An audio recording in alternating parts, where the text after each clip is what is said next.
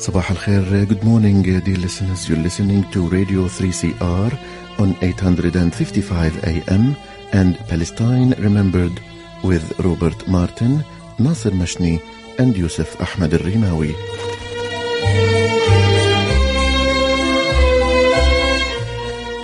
Palestine Remembered is Australia's only English language radio program that is totally dedicated to Palestine. We'd like to welcome those listening on 855 and those that will join us on podcast at 3cr.org.au.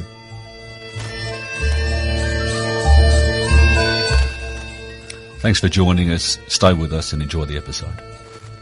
Bringing you the news and views and the untold side of the Palestinian struggle for freedom from a Palestinian perspective. Good morning, listeners, and welcome to another episode of Palestine Remembered. One of our favourite guests is joining us today, Professor Muhannad Ayyash. He's the author of Hermeneutics of Violence, UTP 2019, a policy analyst at Shabaka, the Palestinian Policy Network. He was born and raised in Silwan in Al-Quds before immigrating to Canada, where he's now a professor of sociology at Mount Royal University. He's currently writing another book on settler colonial sovereignty. Good morning, Muhannad. How are you? Good morning, Nasser. Thank you so much for having me. It's a pleasure to be with you again. It's so cool to have you here, brother. Muhannad, last week we saw ongoing Nakba, as the Israeli occupation forces in all their ferocity entered Jenin again, killing 12 Palestinians as young as 16, but only as old as 23. And I wrote an article and I spoke about how the world had failed the youth of Palestine. That 30 years ago, we saw the White House lawn handshake and everybody got a Nobel Peace Prize. And 5 years later, 25 years ago, Palestinians were supposed to get a state, quote unquote. And here we are 30 years ago, where another 2 generations of Palestinians have grown up without hope. And yet again, 20 years after the invasion in 2002, here we are talking about Jenin being raided again. Yeah, and let me begin to go back to the Oslo Accords and the quote-unquote promise of a Palestinian state before I bring it on to Jenin. Because as you rightly point out in your question, and allude to in your question, the Israeli state was never serious and never intended, nor does it intend now, to see the creation of an independent, sovereign Palestinian state. Let me just be very clear about that. That was never on the table for Israel. Israel has never, in fact, said this out loud. There's no record of the Israeli state officially saying, we want the creation of an independent, sovereign Palestinian state. And I mean sovereign in the sense that it would enjoy the same kind of sovereignty that the Israeli state enjoys, where it has control over its borders, its resources. It can create an army. It has full control over its taxation, has a foreign policy, etc., etc. That has never been uttered by the lips of any Israeli politician or has ever been offered to a Palestinian in any kind of negotiations. And that's because they don't want that. I mean, that's as clear as it gets. When they don't say something for that many years, it's clear they don't want it. So they still don't want it now. This is not just a new thing where the right-wing government, the most extreme right-wing government in Israeli history, is now no longer interested in a two-state solution. No, they've never actually wanted that. What they were okay with for a period of time was a somewhat self-governing Palestinian body that would enjoy no sovereignty and would exist for the purpose of serving Israeli interests. That's it. That's what they wanted. The right of return was never on the table. Jerusalem was never on the table. Sovereignty was never on the table. Well, what else is on the table? There's nothing left. You take those three, there's nothing to talk to them about. There's nothing that they're offering. When they go on about, in the late 1990s, we offered them the greatest deal in history. Like nobody with any sort of honesty in their bones would accept that propaganda line. They were not offered a great deal. They were just offered some semblance of self-government without sovereignty, no right of return. Jerusalem is off the table. That the Palestinian Authority would officially, and the PLO would officially say, forget about the right of return. forget about Jerusalem. They wanted them to officially say that. They wanted Arafat to say that officially. Like, that's insane. To their minds, that constituted some great deal that they were offering. But again, it's a non-starter. And the reason why they are not interested in an independent sovereign Palestinian state is because they want the whole piece of territory. That's it. It's clear as daylight. The Zionist thinkers themselves prior to 1948, including David Ben-Gurion, had already admitted as much. They've just said it's too dangerous for us to say this out loud in the international community, to say that we want the whole thing. So let's just get it in stages. I'm paraphrasing, but he actually, I believe, uses the terminology of stages. They've never gotten off that path. That's what we're still at today. They still believe that they are slowly acquiring and the whole territory, and that they would create a exclusive Israeli Jewish sovereignty over the entirety of the land from the river to the sea. Now, they already in practice, they already have that kind of sovereignty. I mean, they can, and that's what we just saw in Jenin, right? So they don't have technically official sovereignty over the West Bank, but you tell me who the sovereign is. The sovereign is the person that says, I'm going into Jenin now, the PA, you sit back to the side. I'm just going to go in and do whatever I want. And there's nothing that you can do. There's no redress. Like all the victims of that violence, whether it was the people killed, the people injured, the infrastructure that was damaged, the damage to the critical infrastructure, not just buildings, but like electricity grids and so on. They're not going to do anything about any of that, and nobody can take them to court. So that gives them like kind of sovereignty that is, in fact, as Edward Said many years ago said, is kind of like a very unique in world history. We don't see too many sovereigns that enjoy that kind of brutal, exclusive, absolute form of sovereignty. And I would argue it's only settler colonial states that do that. So they already practice that kind of sovereignty over the whole place, because they can just, like I said, go into Jenin and bring all of this harm and destruction, and they pay no consequences. And they're asserting their power over the Palestinians and over Palestinian life and death. And as some Palestinian analysts like Amjad Iraqi and Tariq Bakoni, writing in Plus 972 magazine and in the New York Times for Tariq,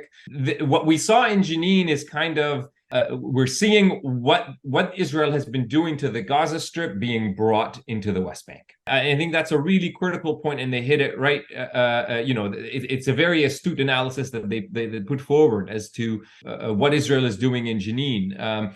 It's basically trying to say we can turn any town or camp or area in the West Bank that we wish into the Gaza Strip.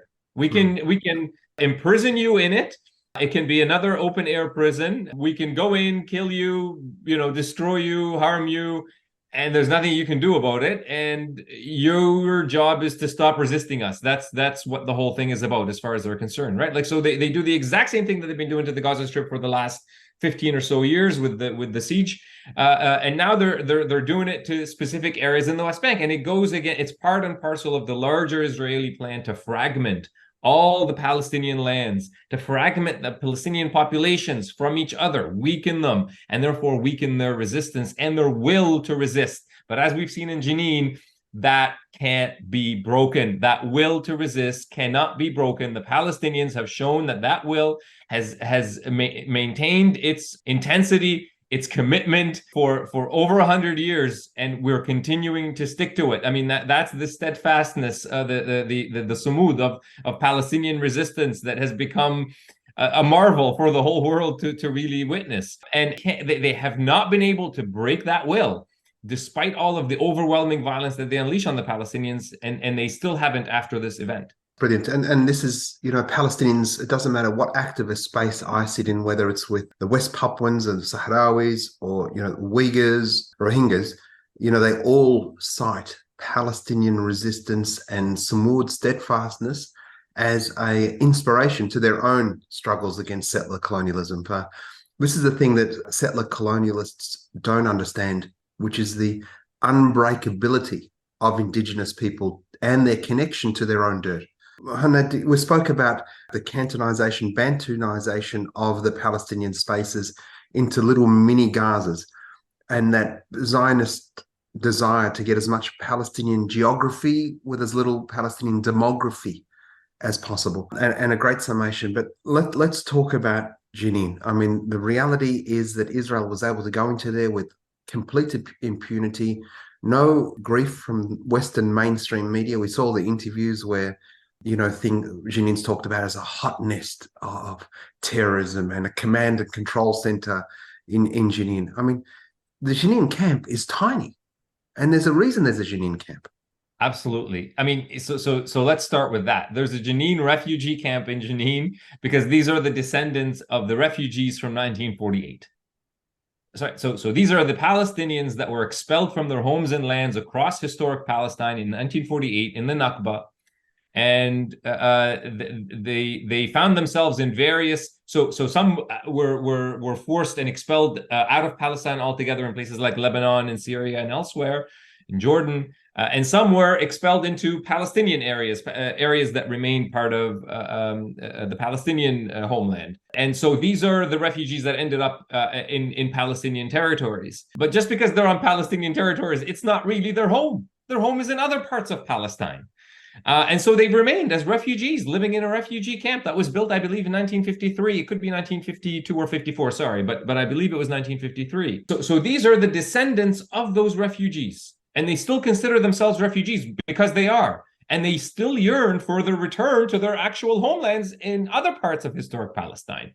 And they do have that right, of course, to return to their homes and lands, as recognized by the United Nations. You have the situation where these refugees have been wanting to return to their lands for all of these years. And not only are they not getting closer to returning home, they're actually getting further away from that. The chances of them returning to their homelands seem to them, rightfully so, dimmer by the year, by the day. And they've tried everything throughout all of that time. They've tried strikes, they've tried popular committees, they've tried advocacy, they've tried negotiations, they've tried all sorts of forms of unarmed resistance and armed resistance to gain their rights, their right to return, their right to dignity, their right to life, their right to freedom. With no political solution in sight, what else are they going to do? You have all of these young people, especially in the refugee camp, with nothing to lose, and nobody seems to care about them in the international community.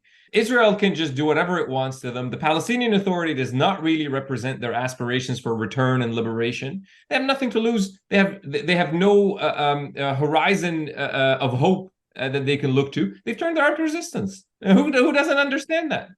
But to argue that they've turned to armed resistance because this is a quote unquote wasp's nest or a hotbed of militants, or they have a control and command center. I'd encourage that BBC journalist to go to the refugee camp in Jenin and find that control and command center. It makes it sound like they have an army in there with a state of the art. It doesn't even have to be state of the art, like a control and command center that can actually control people.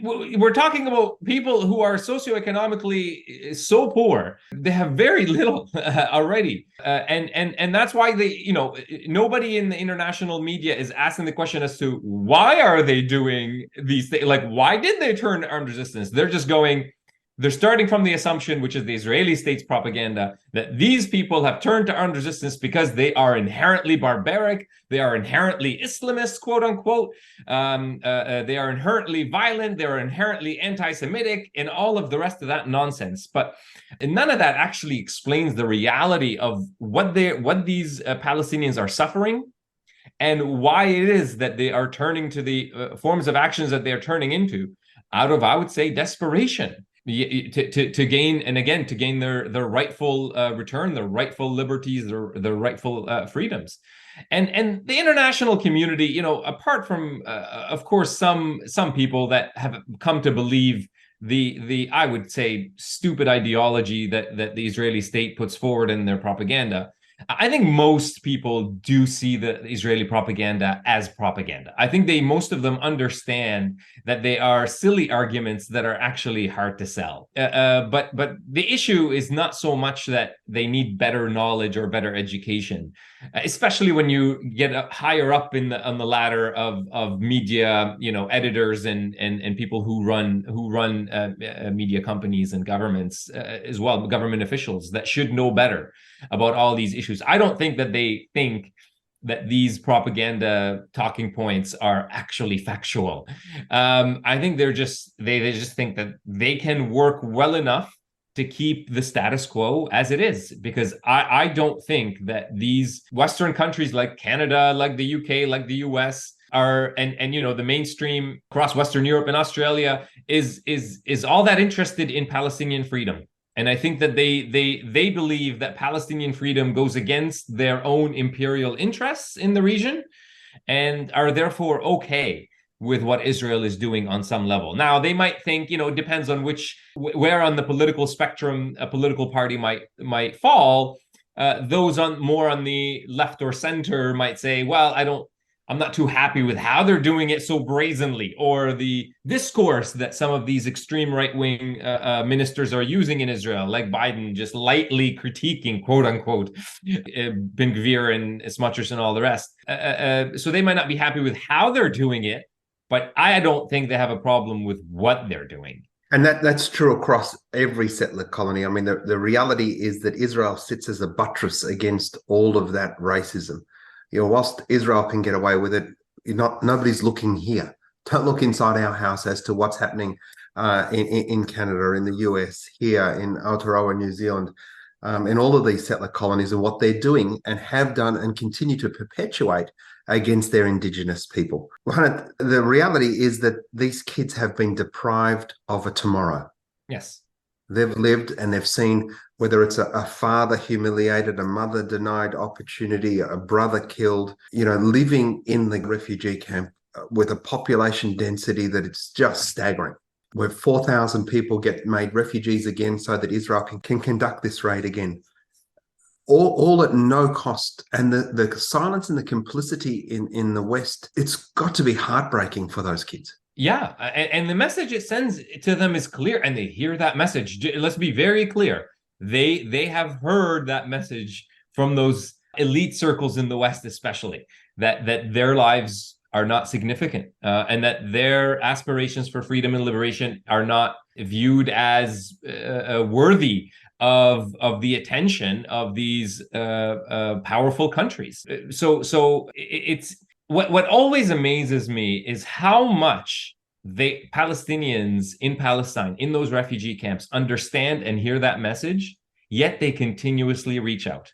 They continuously go, at some point, they might be depressed by thinking that so much, or by having that thought, go through their head over and over again, that nobody cares and nobody thinks that you're a human being and therefore not worthy of freedom and liberation. But they still wake up the next day and then they go, I'm going to tell my story. Yeah. And I still want it shared with those Western audiences.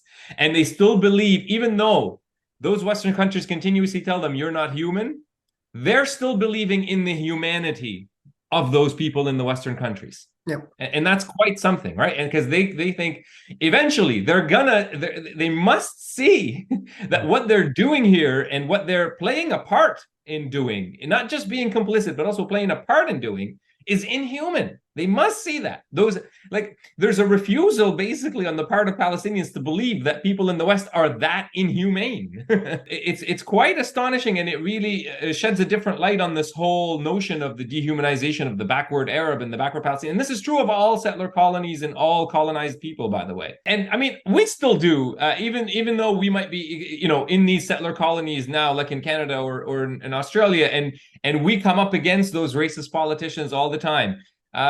We still believe in going back and trying to convince people here to put pressure on their politicians. We still do the work here because we do ultimately believe that that people can be moved by reality, by truth. and by the call for justice. We'll never stop doing that work. But you're right. I mean, I also don't want to downplay the part of how disheartening it is. And how, it can be very devastating to people to just be continuously ignored, where your death goes unnoticed by the international community. And then you also hear that international community congratulating itself for being the beacon of enlightenment and the beacon of civilization and the beacon of progress and all the rest of that nonsense. And you're just like, but I know who you actually are because I know what you do. Stop saying that about yourself and actually maybe try to change how you act in order to live up to those ideals you profess to follow. And yeah, we keep pushing. We keep pushing. Speaking to that, we saw the execution of Shireen Abu Akleh.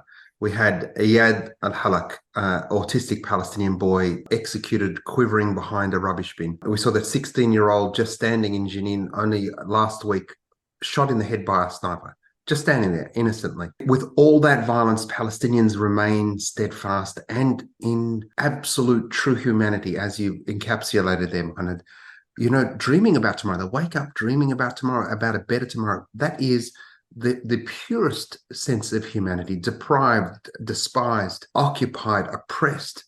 Every single day, the West is asking for a return to calm, as if occupation isn't 365, 24/7 violence. We won't be defeated, Muhannad, do you know that?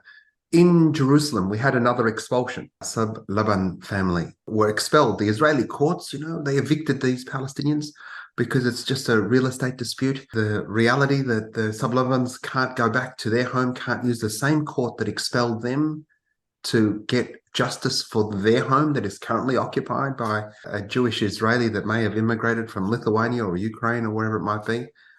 More apartheid? Absolutely. And more settler colonialism. That's what settler colonialism is. It's expulsion of the native and the replacement with settlers from elsewhere. That's the basic definition of settler colonialism. And within settler colonialism, you have these apartheid laws that enable it. So apartheid laws means certain laws apply this way to that group because of their religion, race, or ethnicity, and then different laws apply to that other group because of their religion, race, and ethnicity, and so forth. So clearly, this is another, horrific violence that we witness. I mean, it's just heartbreaking to see those people that literally lost their home in the morning, couldn't go and get their medication and their belongings. They were still in the apartment when the Israeli Jewish settlers walked into it and took it and put Israeli flags on top of it and started dancing and teasing the Palestinians that were just kicked out of their homes that morning. I mean, this is brutality. This is pure, uninhibited brutality that is dancing to celebrate its brutality. And meanwhile, if you look at the headlines in the Canadian media, in the mainstream outlets in Canadian media or whatever, or UK and all of the rest of it, it's, Palestinian family evicted. And then most of the writing is, well, one side says this, one side says that. I don't know what's going on. It's like, well, why don't you do your job and find out what's going on and then call the lies for what they are on the one side, on the Israeli side. But yeah, obviously, the Zionists are advancing the propaganda that, well, this is a Jewish Israeli home. Well, it wouldn't have been Israeli. It was a Jewish home that was inhabited by Jews prior to 48, and they were expelled from it by the Jordanians, and therefore they have the right to return to it. And I mean, if those Zionists want to play the game of return, let's go. Okay, fine, we'll give you that house, and yeah, give that family their house back. But obviously, they leave that part out. We should just extend on that a little bit, Muhannad, because the reality is we absolutely support every Jew being able to go home, wherever your home is. Yeah. If you were quote unquote expelled from Iraq, although now we've known forever the Palestinians, but Avi Schleim's just released another book detailing, in fact, how the Zionist forces created the murderous campaign in Iraq to force the Jews of Iraq to leave land that they'd been on for 2,500 to 3,000 years to go to the racist settler colonial state. That we fully support repatriation, reparations, return, everything that is human, because we are human. We won't afford you the opportunity to deny us the same right, the reciprocity Now, the sublevants should have been able to apply to the same court and say, we've been expelled from Haifa, Raqqa, West Jerusalem, perhaps. We'd like to use the same laws. Every Palestinian refugee has got the deeds, the keys to their homes. Let's use the same court equally. But it's not afforded to us because we celebrate God on a different day. Yeah, it's exactly it. I mean, in fact, the opposite is the case. Israel created all sorts of laws immediately after 1948 that are still in place to prevent the right of return of Palestinians. And the official, quote unquote, legal annexation of Palestinian lands and homes, and now they belong to the Israeli state, right? And they have no intention on going back on that or doing any kind of repatriation or reparations or anything of the sort. And that is the definition of apartheid, and why all of the Zionist arguments are always, it's a rhetorical gymnastics that they have to play with their propaganda, because they can't talk in a straight way, because they are divorced from the truth. They are divorced from reality. So they have to play all these games with their rhetoric in order to make it all fit. And they have to omit all sorts of truths and facts in order to drive forward their propaganda. But we know that we know that these talking points are not genuine talking points. We know that they are just simply intended to cement the expulsion of the Palestinians and expand it. And we know that this one house is not one case. It's one of many. It's not the first. It won't be the last.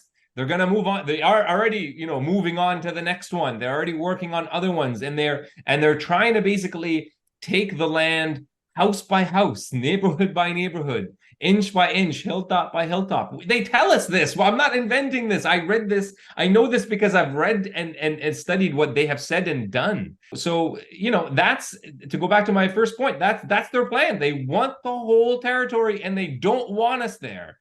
They want us to stop resisting and leave. That's their vision of quote unquote peace. When they say we want peace, this is what they mean. They want us all to stop resisting, accept that we are second-class citizens for the small minority of us that remain, and for the rest to be expelled or be killed. Like that. That's how they understand peace. This is crazy. And I think, again, most people do understand that it is a brutal system of settler colonial and oppression and conquest, and that it practices apartheid in all sorts of ways. But yeah, it's, these violences of expulsion, they sometimes hit us as hard as scenes of someone getting shot in the head. I don't mean to downplay the assassination, no question, because each of us grew up with stories from our fathers, our mothers, our grandmothers, our grandfathers of what Nakba was like, but they were stories that were translated to us, and they became photo real 1890s type video in our minds. But when we see an expulsion and the dancing and the family grabbing just the plant, because the plant was bought as a gift for a son's birth, and the plant is 17 years old, and I'm taking this tree with me because when I come back, I'm going to bring back this tree. Denied the right to get their clothing and their medicine and so forth, that we see Nakba 1948, but in 4K digital TV, that 75 years later, the world sits by and says, we can allow and we accept a Jewish theocracy, a Jewish supremacist, racist, supremacist state is okay. And that relives all the pain and the trauma, comes back to us in the first person. And that's why it is as traumatic as watching a 16-year-old extinguished at the end of a sniper's trigger. Yeah, absolutely. And it is what Palestinians call the ongoing Nakba. That's the term that we use, because the Nakba hasn't stopped. It wasn't just one historical event that happened in 48. It's ongoing. The pain of that event is ongoing, and the event itself is ongoing because it's a structure, not an event, as scholars in settler colonial studies always remind us. And so that's and it's happening as we speak, and it will these scenes will be replicated unless the international community, and we all stand up against it. Fantastic. Thanks so much, Muhannad. We have been joined today by Professor of Sociology at Mount Royal University in Calgary, Canada, Professor Mark Muhannad Ayyash. Thanks so very much, Muhannad. Thank you. Always a pleasure to chat with you. A pleasure indeed, Habibi. Thank you. Thanks for listening. Tell your friends, and remember, there's never been a better time for a free Palestine.